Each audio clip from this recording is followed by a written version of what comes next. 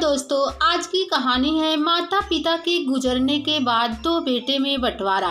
कहानी अगर पसंद आए तो वीडियो को लाइक और सब्सक्राइब जरूर करना। आज से करीब 20 साल पहले उर्मिला जी पति कुंदन लाल और दो बेटों के साथ इस शहर में आई थी। उन्होंने कामनी कुंज कॉलोनी में अपना घर खरीदा था। यह एक पॉश कॉलोनी थी। आस पड़ोस भी अच्छा था। जिंदगी सुकून से गुजर रही थी। पर करीब 15 साल पहले कुंदन लाल नहीं रहे। तभी उर्मिला जी ने बखूबी अपना दायित्व निभाया। दोनों बेटों को अच्छी शिक्षा दिलाई। बेटों की शादी के बाद ग्राउंड फ्लोर में वे अकेली रहने लगी। ऊपर के दोनों फ्लोर में उनके दोनों बेटे अपने परिवार के साथ रहते। बेटे बहू माँ का पूरा ख्याल रखते। खासकर छोटी बहू कुसुम सास का ज़्यादा ही ख्याल रखती। वह फर्स्ट फ्लोर पर रहती थी, सो फटाफट चाय नाश्ता खाना आदि बनाकर सास को दे आती। शाम को बड़ी बहू के दोनों बेटे भी आकर दादी के पास ही खेलने लगते और चाची के हाथ के बने स्नैक का मजा लेते। 2 साल पहले दोनों बेटों ने अपना नया स्टार्टअप शुरू किया था। दोनों इस पर काफ़ी मेहनत कर रहे थे। दोनों बहुएं काम पर जाती थी, इसलिए दिन भर घर से बाहर रहती। रिटायरमेंट के बाद उर्मिला देवी पीछे से उनके बच्चों का पूरा ख्याल रखती। खासकर छोटी बहू की बिटिया तो उनकी गोद में ही बड़ी हुई। अचानक एक दिन उर्मिला देवी बाथरूम में बेसुध पड़ी थी। शाम में छोटी बहू कुसुम ऑफिस से आई और सास के कमरे में चाय लेकर गई तो देखा कि वे बेहोश हैं। कुसुम घबरा गई। तुरंत पति को फोन किया। पति और जेठ दौड़े दौड़े आए। जरूर दोपहर में नहाते वक्त माँ का पैर फिसल गया होगा और सिर लोहे के नल से टकरा गया होगा। छोटे बेटे ने कहा, पर अभी सांस चल रही है, जल्दी चलो अमन, हम माँ को बचा सकते हैं। अनान फनान में माँ को पास के सिटी हॉस्पिटल ले जाया गया। 3 से 4 दिन उर्मिला जी अस्पताल में ही रही। पूरे परिवार की रूटीन बदल गई। उर्मिला जी घर में होती थी तो सब कुछ कायदे से चलता था। दोनों बहुओं को बच्चों की चिंता नहीं रहती थी। बच्चे स्कूल और ट्यूशन से जल्दी भी आ जाते तो तुरंत दादी के पास पहुंच जाते। घर में किसी को भी कोई परेशानी नहीं होती थी। दादी हमेशा सबके लिए हाजिर रहती। पर आज दादी ही परेशानी में थी तो जाहिर है कि पूरा परिवार परेशान था। चौथे दिन डॉक्टर ने आकर सॉरी कह दिया। उर्मिला जी बच नहीं सकी। 2 से 3 दिन तक घर में मातम पसरा रहा। दूर दूर से रिश्तेदार आए थे। धीरे धीरे सब चले गए। फिर शुरुआती हुआ एक खास मसले पर बहस की। मसला था जायदाद का बंटवारा। माँ ने कोई वसीयत जो नहीं छोड़ी थी। बड़े बेटे ने शांति से सुलह की बात की। देखो, माँ ने कोई वसीयत तो लिखी नहीं। अब झगड़े के बजाय क्यों ना आपसी सहमति से हम जमीन जायदाद को 2 बराबर हिस्सों में बांट लें। दोनों भाइयों को बराबर की संपत्ति मिल जाएगी। बड़े भाई की बात सुनकर छोटे भाई ने स्वीकृति में सिर हिला दिया। मगर बड़ी बहू यानी मधु अपने पति का फैसला सुनकर बिफर पड़ी। ऐसा कैसे हो सकता है? हम बड़े हैं, हमारे 2 बच्चे हैं, हमें बड़ा हिस्सा मिलना चाहिए। कुसुम की एक ही बेटी है, उसे कम मिलना चाहिए। पर भाभी, ऐसा क्यों होगा? बड़े होने का मतलब यह तो नहीं कि हर चीज़ आपको ज़्यादा मिले। कुसुम ने कितना कुछ किया है माँ के लिए। हमेशा उनके खाने पीने का ख्याल रखती रही है। ज़्यादा मुँह ना खुलवाओ देवर जी। खाने का ख्याल रखा तो उससे ज़्यादा पाया भी है। माँ जो भी चीज़ मंगवाती थी पहले कुसुम के हाथ में रख देती थी। कुसुम कभी पूरा गटक जाती तो कभी थोड़ा बहुत मेरे बच्चों को देती। फिर यह क्यों भूलते हो कि तुम्हारी बेटी प्रिया को माँ ने ही पाला है। कुसुम कितने आराम से प्रिया को माँ के पास छोड़कर ऑफिस चली जाया करती थी, जबकि मेरे समय में माँ नौकरी करती थी। आप दोनों बेटों को मैंने खुद पाला है। माँ ने जरा भी मदद नहीं की थी मेरी। पर दीदी, आपके बच्चे जब छोटे थे तब यदि माँ नौकरी करती थी तो इसमें मेरा क्या दोष।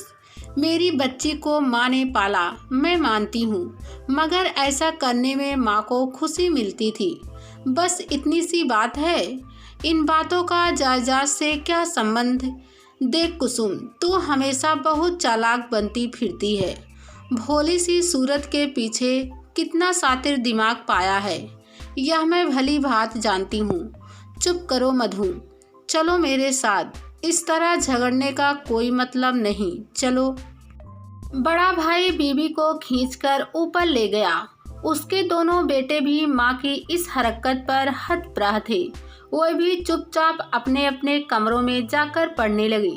कुसुम की आंखें डबडबा आई। पति ने उसे सहारा दिया और अपने घर का दरवाजा बंद कर लिया। मधु की बातों ने उन दोनों को गहरा संताप दिया था। कुसुम अपनी जेठानी के व्यवहार से हतप्रह थी। कुछ दिन इसी तरह बीत गए। अब बड़ी बहू मधु ने कुसुम से बातचीत करनी बंद कर दी। वह केवल व्यंग किया करती। कुसुम कभी जवाब देती तो कभी खामोश रह जाती। तीनों बच्चे भी सहमे सहमे से रहते। दोनों परिवारों में तनाव बढ़ता ही गया। वक्त यूं ही गुजरता रहा। जायदाद के बंटवारे का मसला अधर में लटका रहा। एक दिन मधु का छोटा बेटा ट्यूशन के बाद पहले की तरह अपनी चाची कुसुम के पास चला गया। कुसुम ने पकौड़ियाँ बनाई थी। वह प्यार से बच्चे को चाय और पकौड़े खिलाने लगी। तब तक मधु ऑफिस से वापस लौटी तो बेटे को कुसुम के पास बैठा देखकर उसके बदन में आग लग गई। ऑफिस से बाहर होते हुए वह चिल्लाई, खबरदार जो मेरे बच्चे को कुछ खिलाया। पता नहीं कैसा मंत्र पढ़ती है। पहले माँ जी को अपना शागिर्द बना लिया था, अब मेरे बच्चे के पीछे पड़ी हो। सुनकर कुसुम भी बौखला गई। वह गरज कर बोली, दीदी, ऐसे बेतुके इल्जाम तो मुझ पर लगाना मत। यदि माँ जी मुझसे प्यार करती थी तो इसका मतलब यह नहीं कि मैंने कुछ खिलाकर शागिर्द बना लिया था। वह मेरे व्यवहार पर मरती थी, समझी आप। हाँ छोटी, सब समझती हूँ। तूने तो अपनी चाशनी जैसी बोली और बलखाती अदाओं से मेरे पति को भी काबू में कर रखा है। एक शब्द नहीं सुनते तेरे विरुद्ध। तूने बहुत अच्छी तरह उनको अपने जाल में फंसाया है। दीदी, यह क्या कह रही हो तुम। मैं उन्हें भैया मानती हूँ। इतनी गंदी सोच रखती हो मेरे लिए। ओह, मैं जिंदा क्यों हूँ। ऐसा इल्जाम कैसे लगा सकती हो तुम। कहते हुए कुसुम लड़खड़ाकर गिरने लगी। उसका सिर किचन के स्लैब से टकराया और वह नीचे गिरकर बेहोश हो गई। मधु का छोटा बेटा घबरा गया। जल्दी से उसने पापा को फोन किया। कुसुम को तुरंत अस्पताल ले जाया गया। डॉक्टर ने उसे आईसीयू में एडमिट कर लिया। अच्छी तरह जांच पड़ताल करने के बाद डॉक्टर ने बताया कि एक तो बीपी अचानक बढ़ जाने से दिमाग में खून का दबाव बढ़ गया। उस पर सिर में अंदरूनी चोट भी आई है। इस वजह से कुसुम कोमा में चली गई है। पर अचानक कुसुम का बीपी हाई कैसे हो गया। उसे तो कभी ऐसे कोई शिकायत नहीं रही। कुसुम के पति ने पूछा तो मधु ने सफाई दी, क्या पता, वह तो मैं नीचे गोलू को लेने गई थी। तभी अचानक कुसुम गिर पड़ी। मधु के पति ने टेढ़ी नज़रों से बीबी की तरफ देखा, फिर डॉक्टर से बात करने लगे। इधर कुसुम के पति के चेहरे पर हवाइयाँ उड़ रही थी। उसे समझ नहीं आ रहा था कि बीबी की देखभाल करें या बिटिया की। कैसे संभालेंगे सारे काम, कैसे चलेगा अब घर। इधर कुसुम की तबीयत को लेकर चिंता तो थी ही। तब देवर के करीब आती हुई मधु बोली, भाई साहब, अब चिंता ना करो, मैं हूँ कुसुम के पास। जब तक कुसुम ठीक नहीं हो जाती मैं अस्पताल में ही हूँ। कुसुम मेरी बहन जैसी है, मैं पूरा ख्याल रखूंगी उसका। जी भाभी, जैसा आप कहें। देवर ने सहमति दे दी। मगर जब पति ने सुना तो उसने शक की नज़रों से मधु की तरफ देखा। वह जानता था कि मधु के दिमाग में क्या चल रहा होगा। इधर मधु किसी भी हाल में कुसुम के पास ही रुकना चाहती थी। वह दिखाना चाहती थी कि उसे कुसुम की कितनी फिक्र है। कहीं ना कहीं वह पति के आरोपों से बचना चाहती थी कि कुसुम की इस हालत की जिम्मेदार वह है। वह बार बार डॉक्टर के पास जाकर कुसुम की हालत की तहकीकात करने लगी। अंत में पति और देवर मधु को छोड़कर चले गए। मधु रात भर सो नहीं सकी, इस चिंता में नहीं कि कुसुम का क्या होगा, बल्कि इस चिंता में कि कहीं उसे इस परिस्थितियों के लिए जिम्मेदार ना समझ लिया जाए। वैसे हॉस्पिटल का माहौल भी उसे बेचैन कर रहा था। अगले दिन कुसुम की हालत स्थिर देखकर उसे वार्ड में शिफ्ट कर दिया गया। कुसुम के अलावा उस वार्ड में एक बुजुर्ग महिला थी जिसे दिल की बीमारी थी। महिला के पास उसका 18 साल का बेटा बैठा था। वार्ड में मौजूद महिला की तबीयत बार बार बिगड़ रही थी। रात में इमरजेंसी वाले डॉक्टर विजिट करके गए थे। उसकी हालत देख मधु सहम सी गई थी। अब उसे वाकई कुसुम की चिंता होने लगी थी। 2 से 3 दिन इसी तरह बीत गए। मधु कुसुम के पास ही रही, एक बार भी घर नहीं गई। उस दिन रविवार था। मधु ने अपने बेटों से मिलने की इच्छा जाहिर की तो पति दोनों बेटों को उसके पास छोड़ गए। मधु ने प्यार से उनके माथे को सहलाया और बोली, सब ठीक तो चल रहा है बेटे? आप लोग रोज स्कूल तो जाते हो ना? पापा कुछ बना कर देते हैं खाने को? हाँ माँ, आप हमारी फिक्र मत करो, पापा हमें बहुत अच्छी तरह से संभाल रहे हैं। रूखे अंदाज में बड़े बेटे ने जवाब दिया तो मधु को थोड़ा अजीब सा लगा।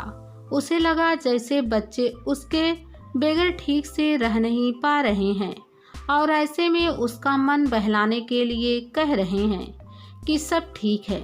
मधु ने फिर से पुचकारते हुए कहा, मेरे बच्चों, तुम्हारी चाची की तबीयत ठीक होते ही मैं घर आ जाऊंगी। अभी तो मेरे लिए चाची को देखना ज़्यादा ज़रूरी है ना। कितना तकलीफ़ में है वह। मम्मी, आप प्लीज़ ज़्यादा ड्रामा ना करो। हमें पता है कि चाची की इस हालत का जिम्मेदार कौन है। सब कुछ अपनी आंखों से देखा है मैंने। छोटे बेटे ने उसका हाथ झटकते हुए कहा तो बड़ा बेटे भी चिढ़े सुर में बोलने लगा, कितनी अच्छी है हमारी चाची, कितना प्यार करती थी हमें। पर आप मम्मी, आपने उनके साथ कितना बुरा किया। बी हेट यू कहते हुए दोनों बच्चे मधु के पास से उठकर बाहर भाग गए। मधु भीगी पलकों से उन्हें जाता देखती रही। उसके हाथ कांप रहे थे। दिल पर 100 मन का भारी पत्थर सा पड़ गया था। उसने सोचा भी नहीं था कि बच्चे उसे इस तरह दुत्कारेंगे। बिना आगे पीछे सोचे लालच में आकर उसने कुसुम के साथ ऐसा बुरा व्यवहार किया।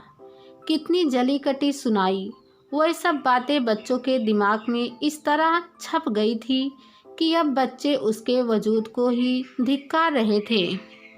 मधु ने आंखें बंद कर ली। आंखों से आंसू गिरने लगे। पुरानी बातें एकाएक उसके जेहन में उभरने लगी। अपने बच्चों की नज़रों में इतने नीचे गिरकर कैसे जिएगी वह? सच में कुसुम ने तो कभी भी उससे ऊंचे स्वर में बात भी नहीं की थी। उसने हमेशा कुसुम को बात सुनाया, उसके मधुर व्यवहार का उपहास उठाया, उस पर इतना गंदा इल्ज़ाम लगाया। तभी बगल वाली बुजुर्ग महिला की सांसें उखड़ने लगी। डॉक्टरों की टीम आई और उस महिला को आईसीयू में ले जाया गया। उसका बेटा भी पीछे पीछे तेजी से निकल गया। इस सारे घटनाक्रम के फलस्वरूप मधु के दिमाग पर एक अजीब सा सदमा लगा था। वह बैठी बैठी चीखने लगी। उसे लगा जैसे कुसुम शरीर छोड़कर बाहर आ गई है और उसकी तरफ हिकारत भरी नज़रों से देखती हुई दूर जा रही है।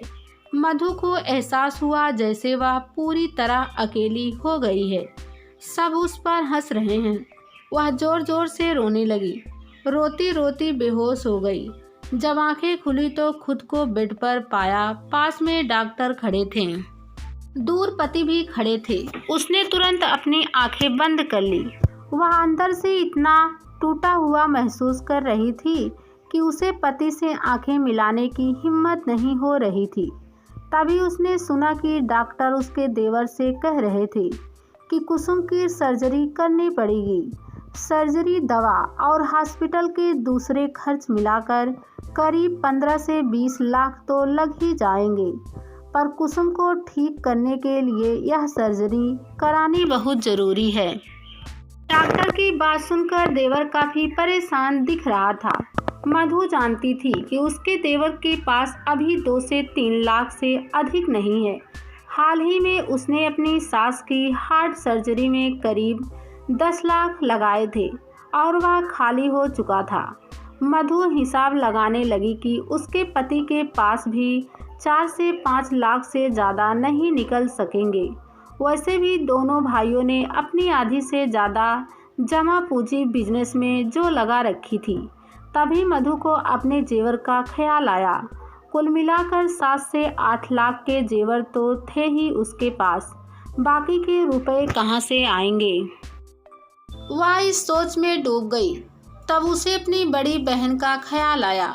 उससे थोड़े जेवर ले सकती है, कुछ रुपए अपने भैया से उधार भी मिल सकते हैं।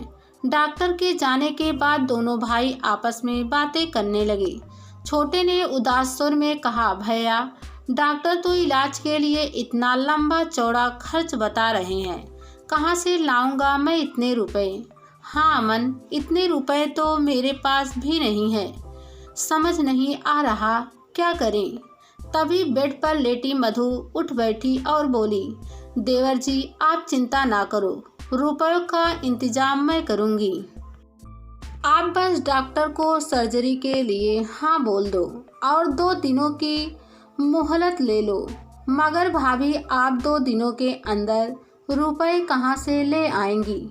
देवर जी, मेरे गहने किस दिन काम आएंगे। फिर भी रुपए कम पड़े तो दीदी या माँ के जेवर भी मिला लूँगी। मेरे भैया से कुछ कैश रुपए भी मिल जाएंगे। मधु की बात सुनकर देवर मना करने लगा। मधु के पति भी टोका, मधु, उनसे रुपए लेना ठीक होगा क्या। और फिर तुम्हारे जेवर, तुम तो कभी उन्हें हाथ तक नहीं लगाने देती थी। अपने जेवर तो तुम्हें जान से प्यारे थे।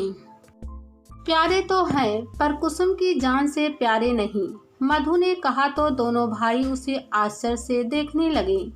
मधु ने 2 दिन के अंदर ही 20 लाख इकट्ठे कर लिए।